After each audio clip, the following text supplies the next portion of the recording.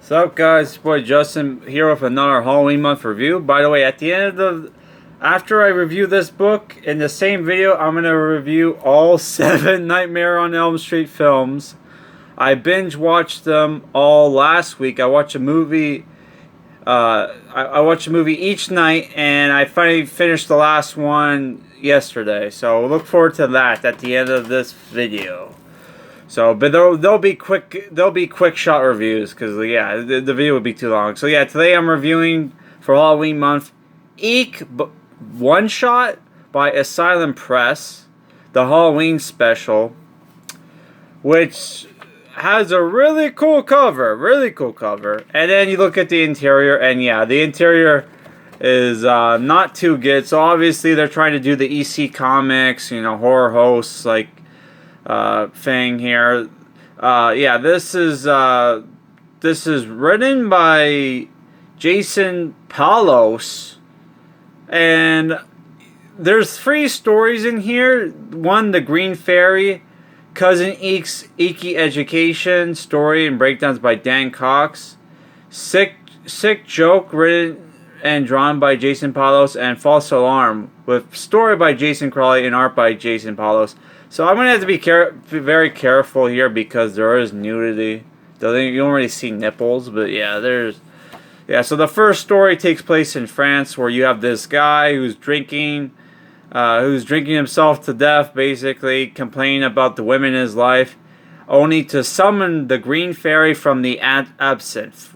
If you don't know what, just Google absinthe. Okay, it's also known as the Green Fairy because you get so drunk off of this stuff, you would get hallucinate crap. So yeah, you find out that he was a struggling artist and Montmartre, or however you pronounce it, where he got hoodwinked by a nobleman who funded his art only to take credit for it, which happens a lot in the art world. And he had a duel with the guy and lost. Meets this courtesan and falls in love with her, and she became his muse, only for her to betray him, and turns out to be a Satanist. So it turns out that she was actually our character finds.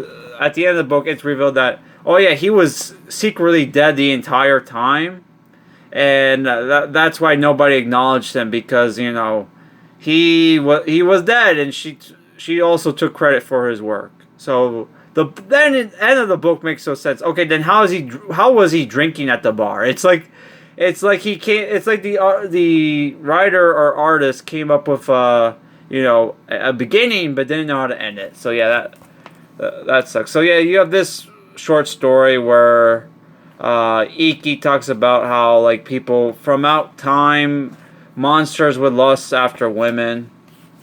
So that story sucked. It was literally 1 page. Here is Sick Joke, where it's Deliverance meets Texas Chainsaw Massacre meets Evil Dead, because Brucey's here is obviously based off Bruce Campbell. Patricia, I have no idea who she is, but yeah, it's basically this story is about this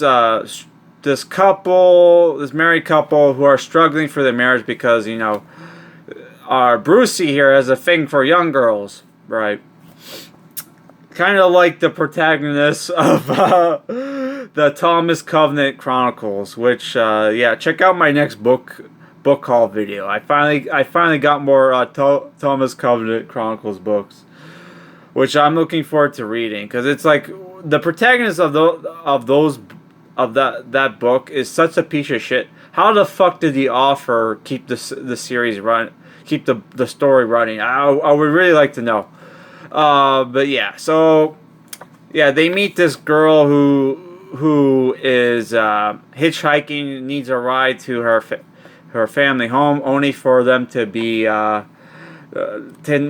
to take too kindly to city slickers, right?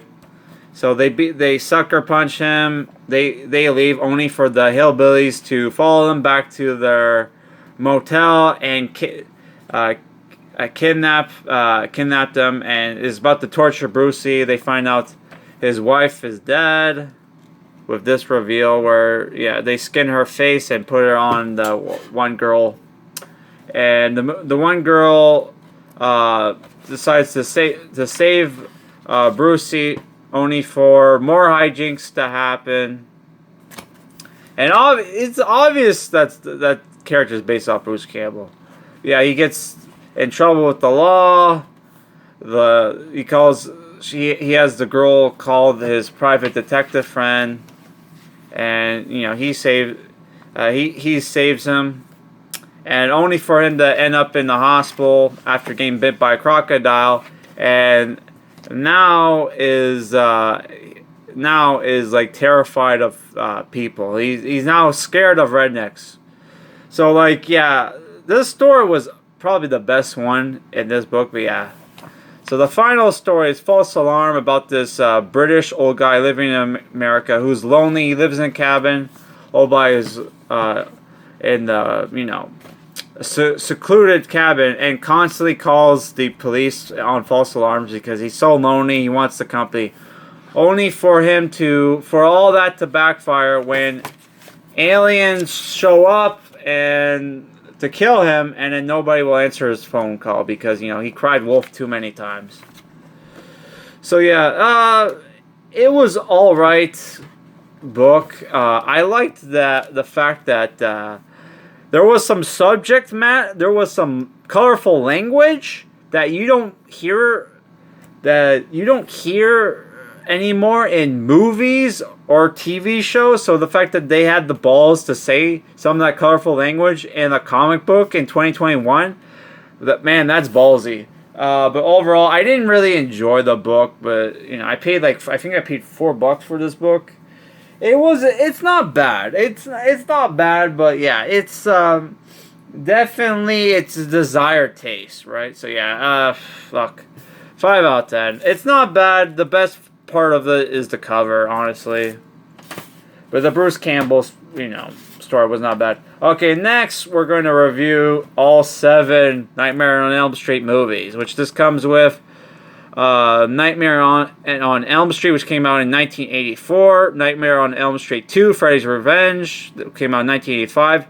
A Nightmare on Elm Street 3, Dream Warriors, that came out in 1987. Nightmare on Elm Street 4, The Dream Master, which came out in 1988. A Nightmare on Elm Street 5, The Dream Child, 1989. Freddy's Dead, The Final Nightmare, 1991. And Wes Craven's New Nightmare, 1994. Did he even direct that one? I don't even know.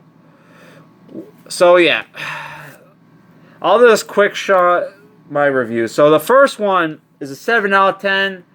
It's an instant classic. John Saxon was great in the movie. He was kind of underused, which he comes back for the third one and the last one.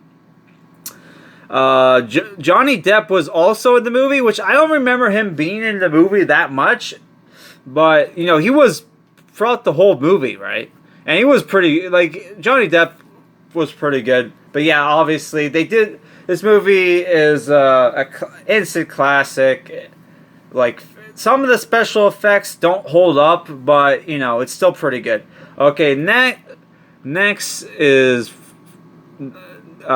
Freddy's Revenge, Nightmare on Elm Street 2, which I hated that movie so much I didn't watch all the other films. And you know what?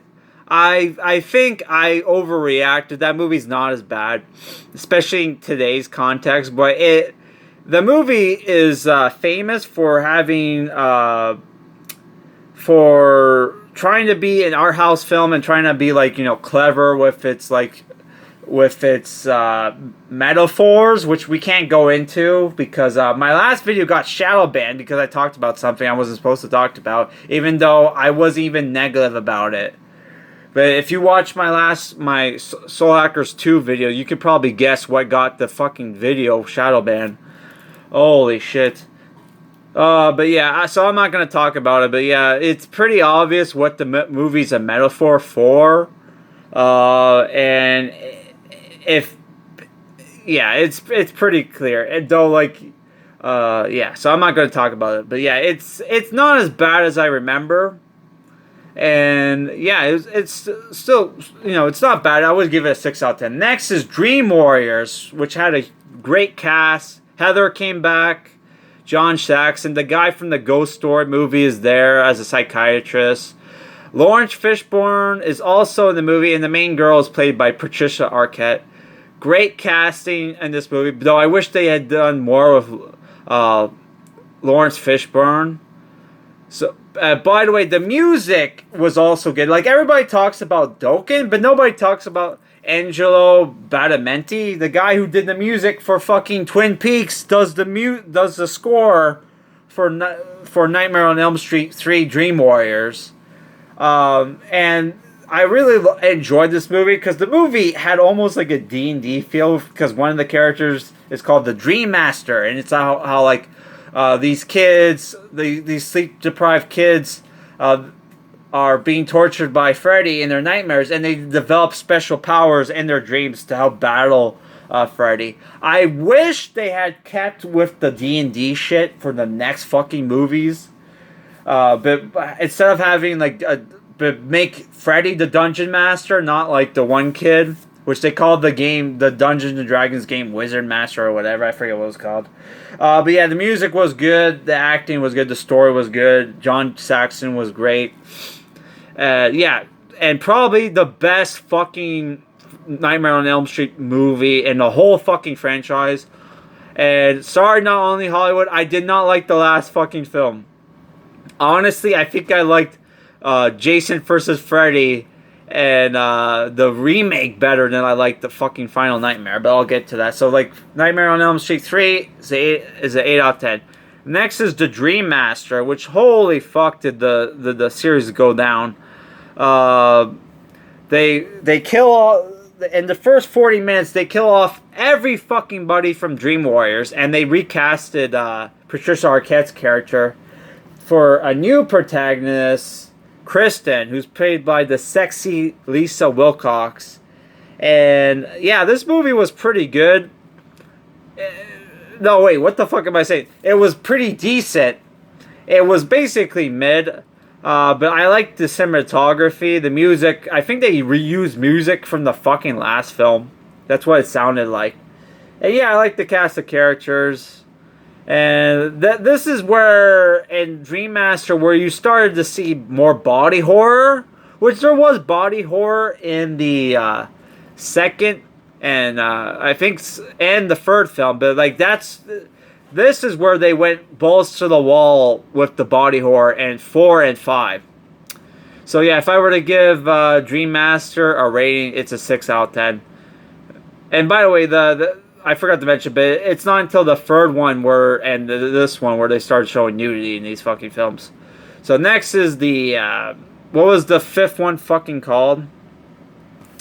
The fifth one is called The Dream Child, which you also have Lisa Wilcox as the star again, and there's a scene in the movie where it's at a funeral, and it looked like they had a different actress play the Kristen character, only for after that scene, she's back. And one of the characters in the movie is like a comic book nerd, and I fucking thought for sure that guy was an actual real comic book artist, because like the way he acted, he didn't sound like a real fucking actor, but apparently he was like a actor, right? So I'm like, what the fuck? I thought that guy was they did get a real life comic book artist to play that fucking character, right?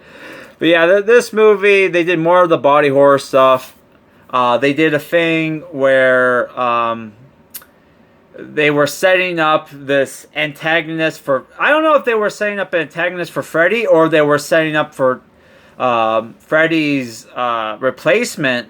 But yeah, they were setting up this kid to have like superpower, like the unborn child of Kristen, to have like superpowers, only for them in the next fucking film to forget that fucking character. So yeah, the sixth film, which is Freddy's Dead Final Nightmare, starts off pretty good actually. you have this character who's running away from Freddy. He's an amnesiac, right? It starts off kind of like Final Destination. And he winds up in the town of I forget what it's like outside of Springville or whatever the fuck that the fucking town is called, and only for us to get introduced to the psychiatrist character, and who's like a social worker, I guess, for these troubled youths. One of them is Breckin Mayer from fucking Robot Chicken and Rat Race, if you ever seen Rat Race. Yeah, fuck this movie. The movie is so bad it's fucking good in some scenes, which you could say that for the last fucking 2 movies. But yeah, they made a Twin Peaks reference. Tom Arnold and Rosanna's in the fucking movie, because at the time, I guess they were a big fucking Hollywood couple. There's a scene where Freddy is playing Nintendo and is controlling one of the kids, and he has the fucking power glove, and is like, now I'm playing with power, and it's like, oh my god, it was so fucking cringe. And they fucking abandoned the fucking abandoned the arc that they were setting up for 2 fucking films to explain who the little girl is who would chant the fucking nursery rhyme in all the fucking dreams, right? So it's like, what the fuck, man? They also like retcon like Freddy's backstory to a point where it doesn't make sense. It turns out he was married and had a kid. Yeah, he would have been able to kill all those kids at his what the fuck? And they also explained like he was killing the kids at his house. Wasn't he doing it at the fucking boiler room at the fucking factory he worked at? That was fucking dumb. But not as dumb as the last fucking movie, which if I were to rate the fucking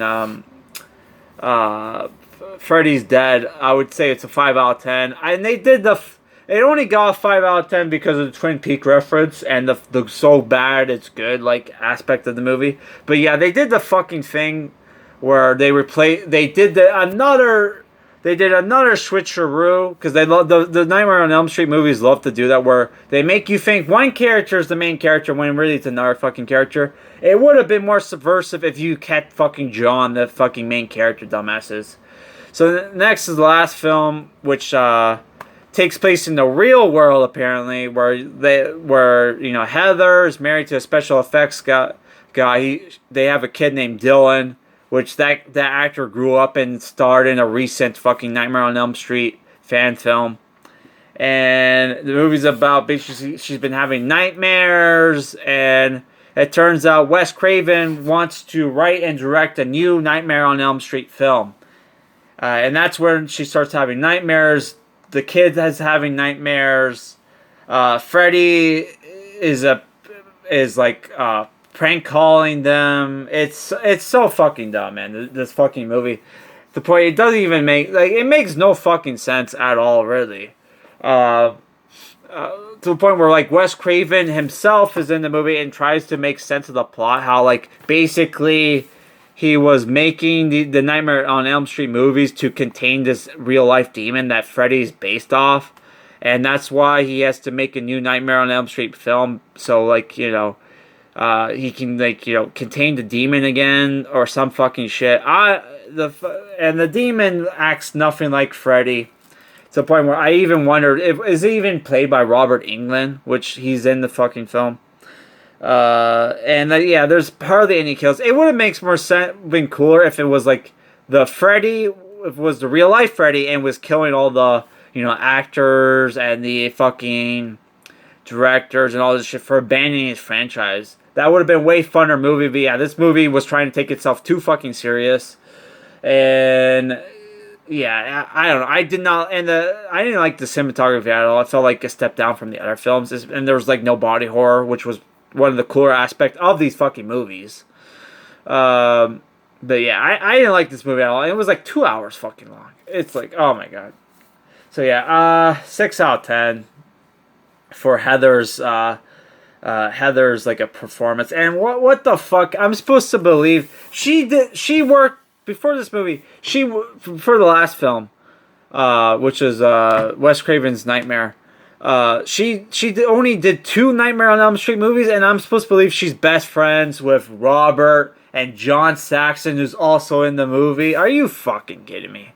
That was the most like fucking what's the word? Fucking, you know what I mean?